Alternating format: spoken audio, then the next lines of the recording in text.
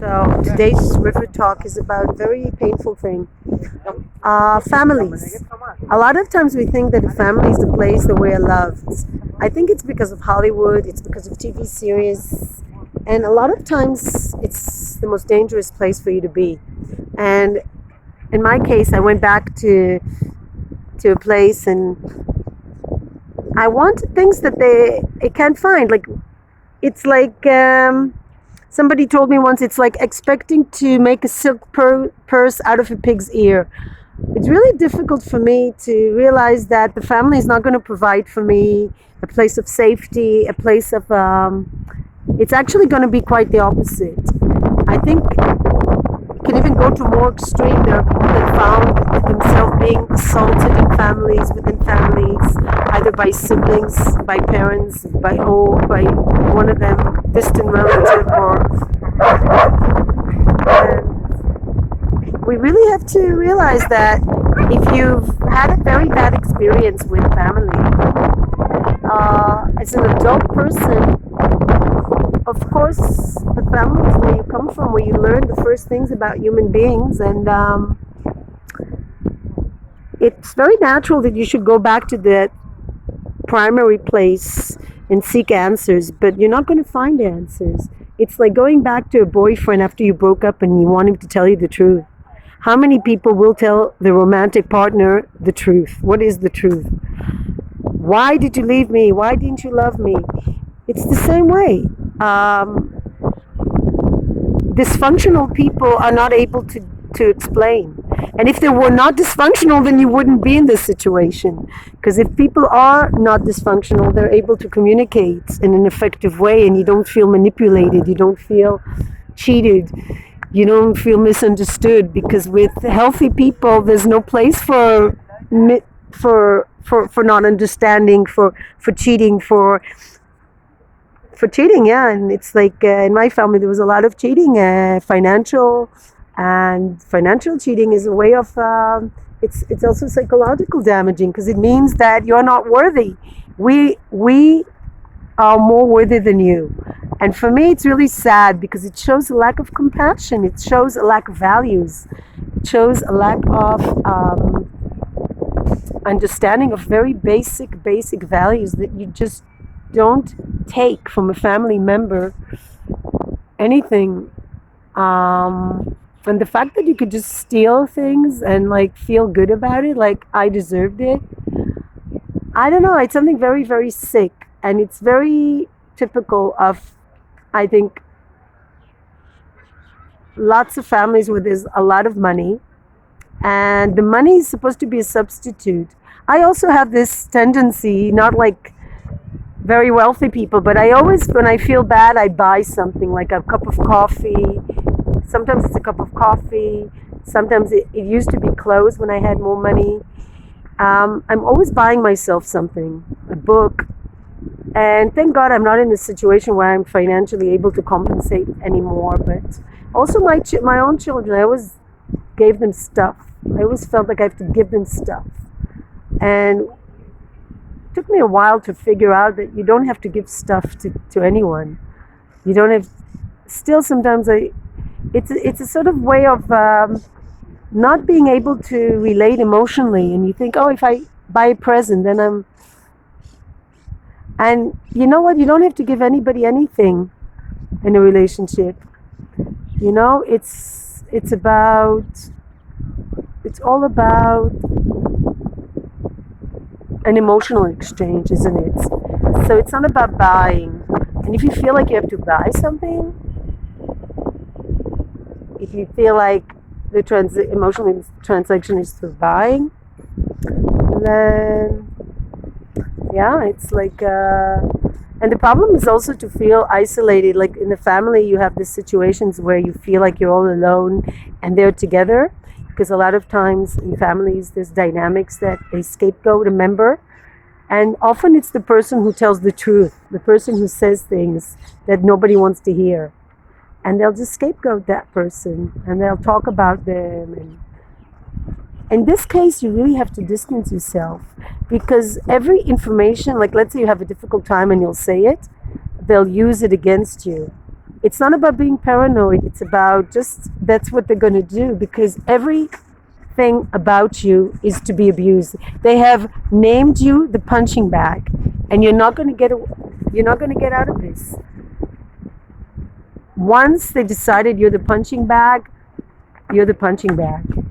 And the sooner you wake up and realize, if you're in a situation like that and you feel like you're being scapegoated in a family, you're the one who's getting blamed for things, and you're being like ostracized, and when you have a problem there's nobody there to help you, and you're just like, you feel like anything that happens to you, a difficulty, is like people are happy that you have a difficulty. They're actually celebrated when you have a difficulty, which happened to me. I picked up hints along the way when I had a breakup with a boyfriend. I was a young woman, and I actually caught my niece saying that my sister, she was imitating my sister, saying, oh, she got dumped again.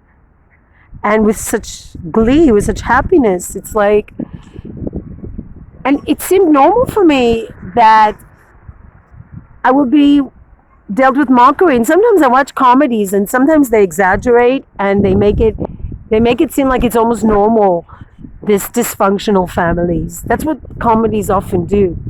They take a dysfunctional family, and they exaggerate it even more, and they make it look like it's normal. Oh, in all families, people are happy when you fall. In all families, brothers and sisters hate each other's guts.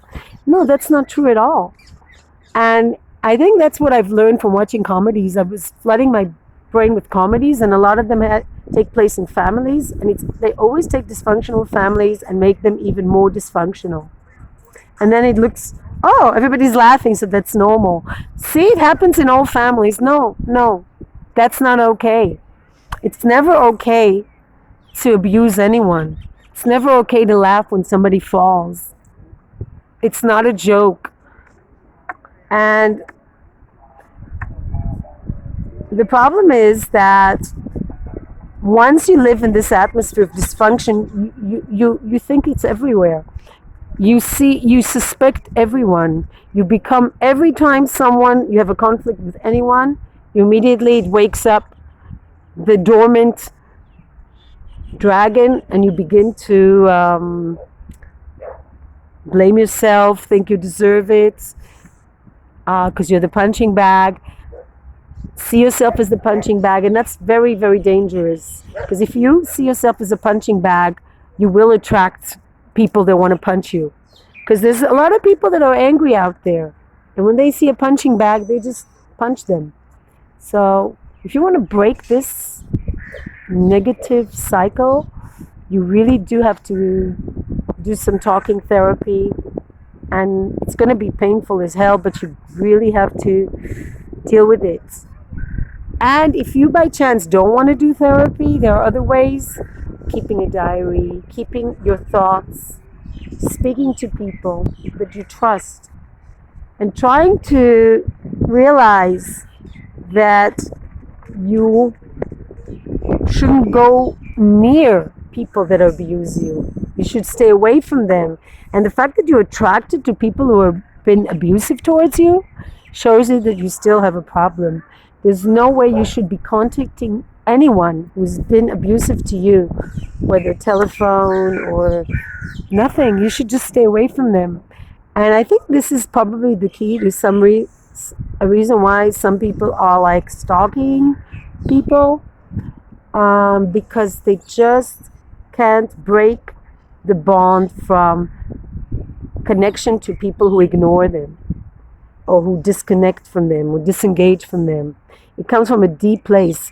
You may be dating someone and you want to disconnect, and that for that person, this is a reminder of a very deep, deep wound. And then they replay it, and they're not willing to let it go. The only way you can heal a wound is not going to the place where you got the wound. It's physically, or not addressing the person who hurt you the first time. I would think it would be, but it's not.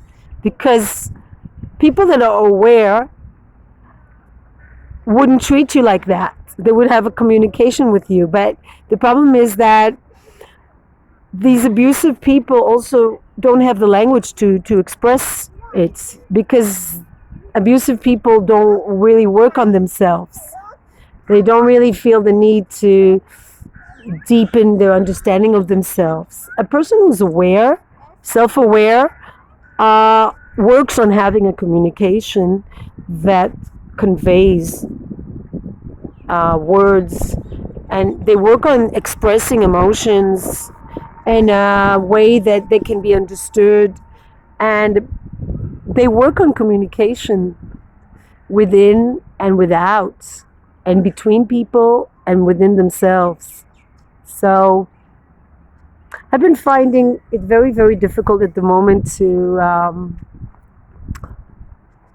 do mind-body things, because I'm really with myself, and it's really hard for me at the moment to connect to myself, because I feel such a disconnection.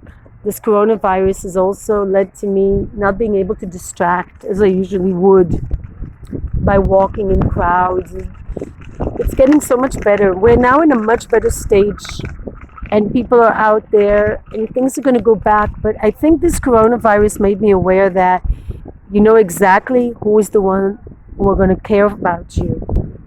The ones care about you during a crisis are the people that care about you. The ones that don't care about you just don't care about you. And there's no two ways of seeing it. A person either cares about you or they don't care about you. And you either accept what you cannot change or you don't accept. If you choose not to accept, you're just going to keep on falling on your face until one day you just get really so tired of falling on your face, so tired of the abuse, that you say, hey, I don't want to be a punching bag anymore. I want to be whole, and I want to grow, and I don't want to be with people that don't treat me nicely. And even when I look at YouTube, I really don't want to hear anymore talks how I'm supposed to understand an abusive person or whatever. I just want to disengage. I just don't want to have to deal with it. I don't want to hear talks about crime. I don't want to get people into all these channels that analyze crime. I don't want to understand. I don't want to get into them. I don't want to look at all these criminals, and I want to hear about them. It pollutes my world. In order to live in a healthy way, you have to purify. Just like my t-shirt from Shivananda says, purify. Heal by purifying. Purify is the number one. And how do you purify? Stay away from toxic sources. If somebody doesn't want to contact with you, fine. That's perfectly well. Wish them a good life. Have a good life. Enjoy your money. Have a good time with your money. And when your kids ask, where's your aunt? Just make up some lies.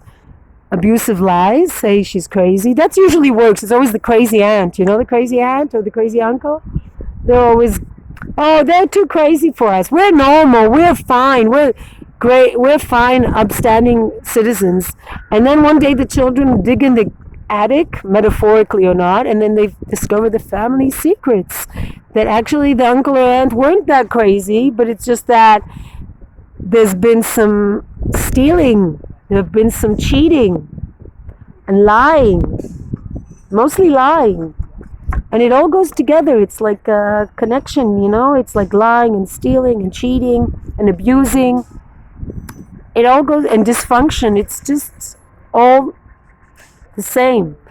And if you don't enjoy abusing other people, you're healthy. You're just really healthy. But if you know someone who enjoys your pain, that's very unhealthy, and you shouldn't be around unhealthy people. It's just like the virus. You don't want to be contaminated. You want to purify your area. Make sure you do not have people around you who are abusive, who will always, you can count on them for giving you mixed messages. Oh, I'm your family member, blah, blah, blah. But I will be abusive towards you. I will laugh when you fall. It doesn't go together. It doesn't go together. The truth is very, very clear. And if something is complicated and confusing for you, that's because it is an unhealthy situation. There's no point in spending hours clarifying confusing situations. I think now what kind of a person I was trying to clarify, trying to sit down with someone who can all discuss it together.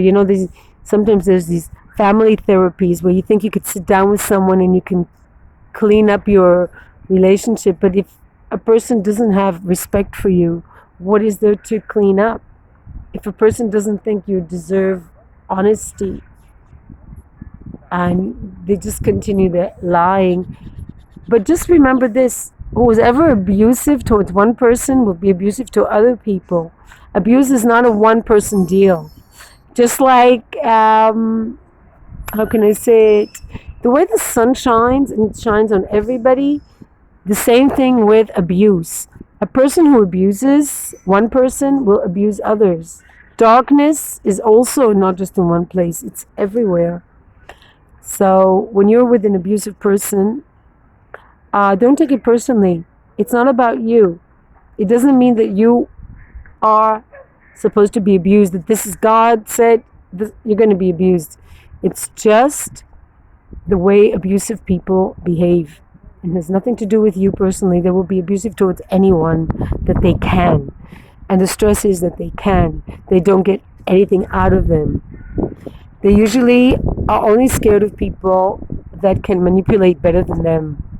It's always the master manipulator that is on top of this food chain, and then it goes down, down, down with the abuse. So the first thing is to purify. So have a pure day today, and I'm enjoying my time here on the river. And make that change by first of all embracing yourself and saying to yourself, you deserve to live in a pure place. Just like we have the mask, put anything and block any toxin that you can. It's so beautiful here. Nature is good. Nature is always good. Nature doesn't have abuse, you see. Nature is not about abuse. Nature is about balance, and so is a good life. Oh, I see this duck. It's a delight, pure delight. I just heard a talk yesterday, and health is about balance. Have a good day. This bird is beautiful.